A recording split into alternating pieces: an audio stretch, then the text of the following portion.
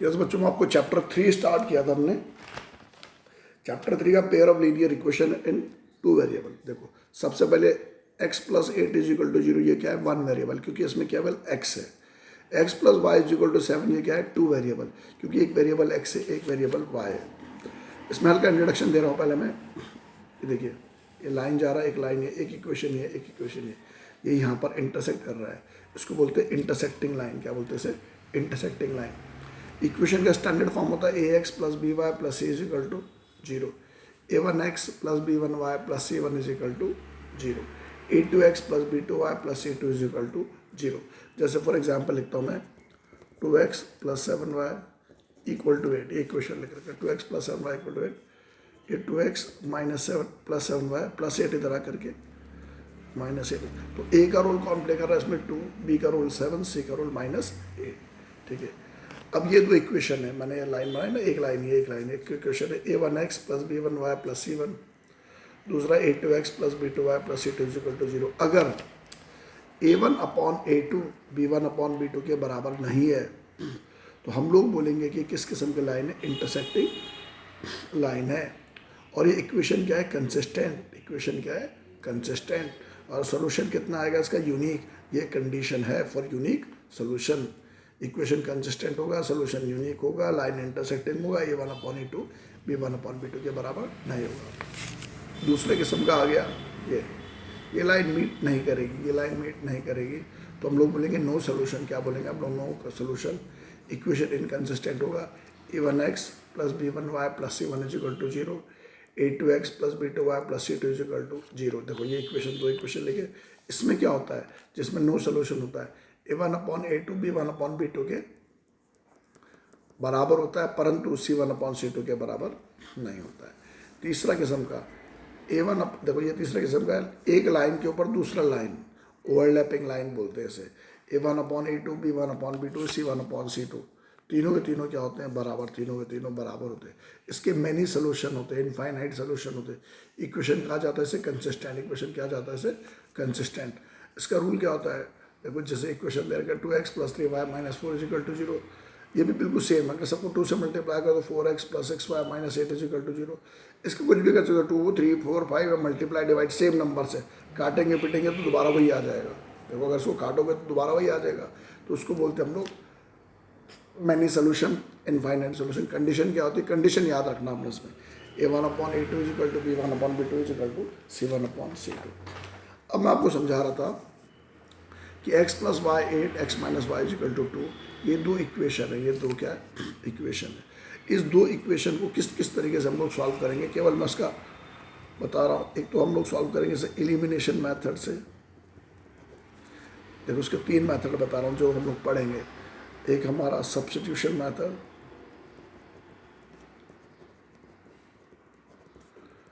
और एक आएगा आपका क्रॉस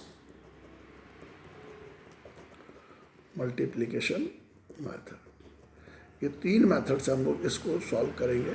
ठीक है, 3 मेथड से सिखाएंगे, 3 मेथड से आपको कैसे कैसे आपको क्वेश्चन करना है ये आपने देखना है। बस जो मेन सीन है मैंने आपको समझा दिया। अब मैं सीधा एक्सरसाइज पे चढ़ रहा हूँ, फिर जो आता रहेगा मैं समझाते रहूँगा। देखो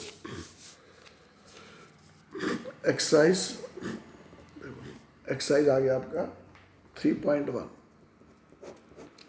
एक्सरसाइज 3.1 में पहला क्वेश्चन है, Aftab tales a daughter. Aftab क्या बोलता है?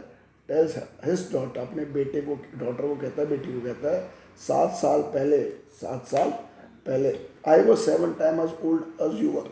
जितनी तुम्हारी उस समय एज थी, मैं कितना था, उसका कितना था? 7 गुना था। ऑल्सो 3 ईयर फ्रॉम नाउ, और आज से 3 साल के बाद, I shall be 3 time as old as you will be. आज से 3 साल के बाद मैं कितना हो जाऊँगा? जितने तुम्हारा एज है उसका 3 गुना। तो इसको एल्जेब्रिकली और क्या करना है? ग्राफिकली करना है। एल्जेब्रिकली और ग्राफिकली आपने इस क्वेश्चन को सॉल्व करना है। तो सबसे पहले हम एल्जेब्रिकली बताते हैं। Let the present age of father, बार बार एक वर्ड का इस्तेमाल होगा, प्रेजेंट।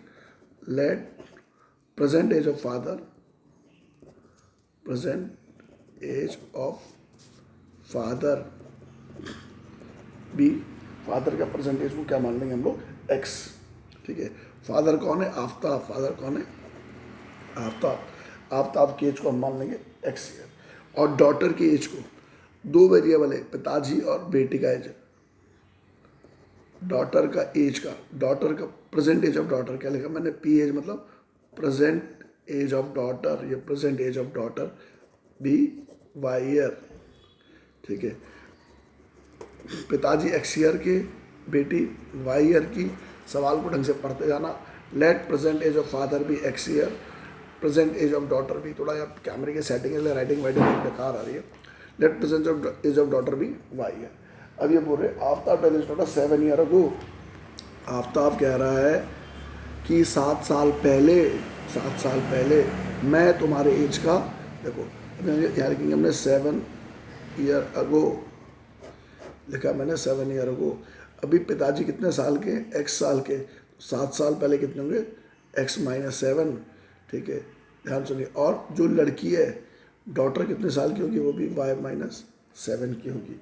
तो x minus 7 y minus 7 year के होंगे। और उस समय पिताजी, फादर क्या थे, अपनी बेटी के साथ गुना थे। फादर की जगह लगाओ एक्स माइनस 7, डॉटर की जगह लगाओ वाई माइनस 7। ये बन गया हमारा एक इक्वेशन।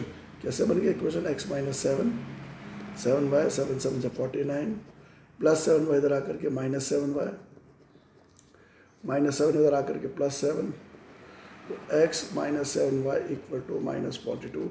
ये दो इक्वेशन का खेल है। पहला इक्वेशन हमारा बन गया। अब वो कह रहे कि आफ्टर 3 ईयर, अब मैं यहाँ पहले 7 ईयर वाला टेबल बनाया, अब यहाँ किसका बनाता हूँ मैं, आफ्टर 3 ईयर वाला टेबल बनाता हूँ मैं, ठीक है। आफ्टर 3 ईयर, अभी फादर कितना साल का, एक्स साल का है, डॉटर कितने साल की है, वाई साल की है। तो 3 साल के बाद फादर हो जाएगा एक्स प्लस 3, और ये हो जाएगा डॉटर हो जाएगी वाई प्लस 3।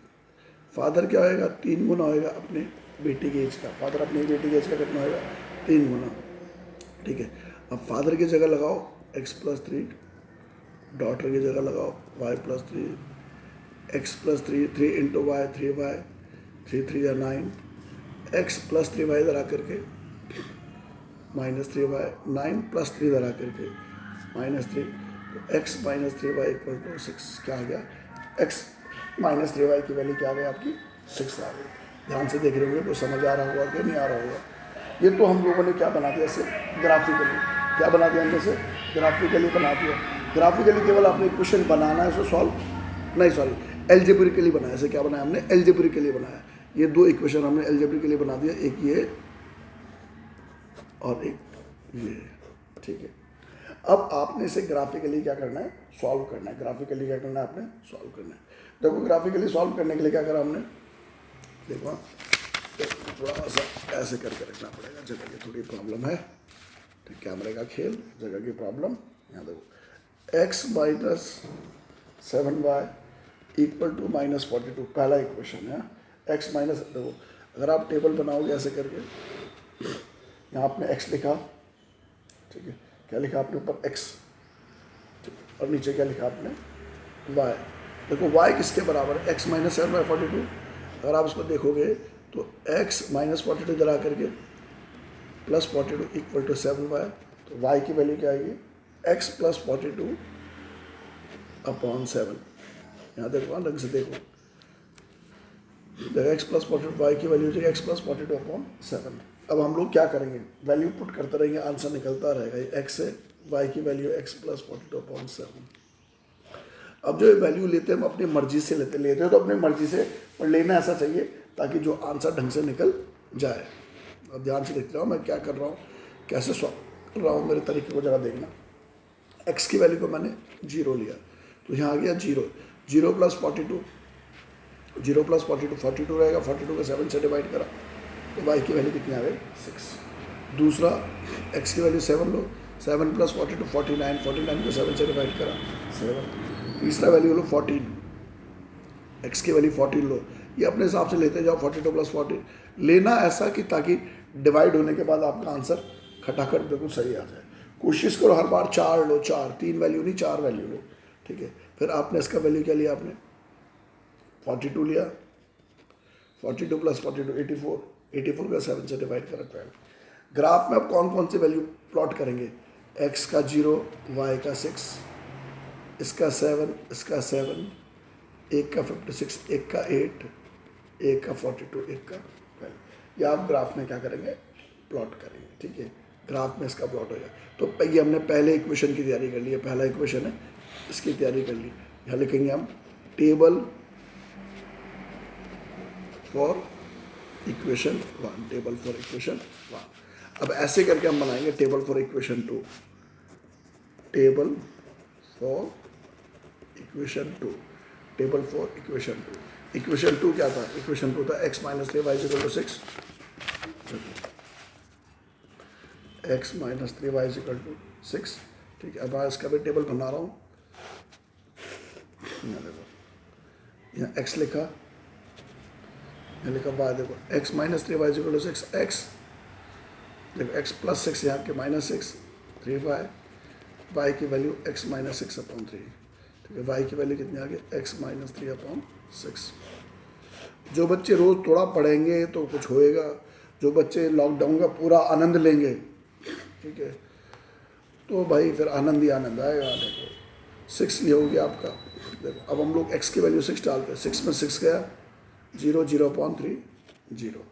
दूसरा डालो आप 12 वैल्यू, 12 में 6 गया 6, 6 को 3 से डिवाइड करा, कितना आ गया, देखो यहाँ डाला हमने x की वैल्यू 12, 12 में 6 गया 6, 6 को 3 से डिवाइड करा, इसकी वैल्यू कितनी आ गई 2। ऐसे करके आप इसकी वैल्यू डालते गए, आपका आंसर निकलता गया। अब हमारे पास दो टेबल बन गए, टेबल फॉर इक्वेशन 1 और टेबल फॉर इक्वेशन 2।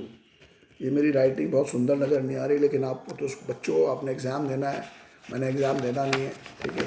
तो आप उसको सुंदर से सुंदर अपने कॉपी में काम करिए, टेबल फॉर इक्वेशन 1 इक्वेशन 2। अब हम लोग क्या करेंगे, इसका ग्राफ बनाएंगे।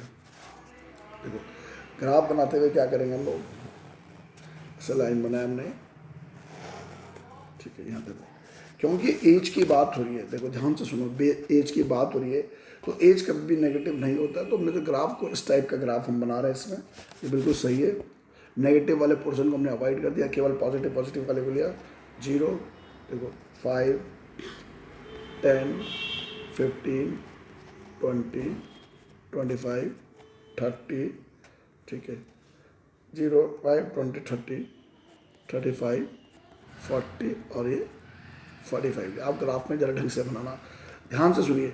आप जो डिस्टेंस ये लेंगे, देखो आप 2 सेंटीमीटर, अब यहाँ लिखेंगे इन एक्स एक्सिस, इन वाई एक्सिस, इन एक्स एक्सिस, इन वाई एक्सिस। ये कौन सा एक्सिस है, एक्स एक्सिस। एक्स एक्सिस में लिखेंगे 1 centimetre is equal to 1 centimetre किसके बराबर है, 5 यूनिट के बराबर है, ठीक है।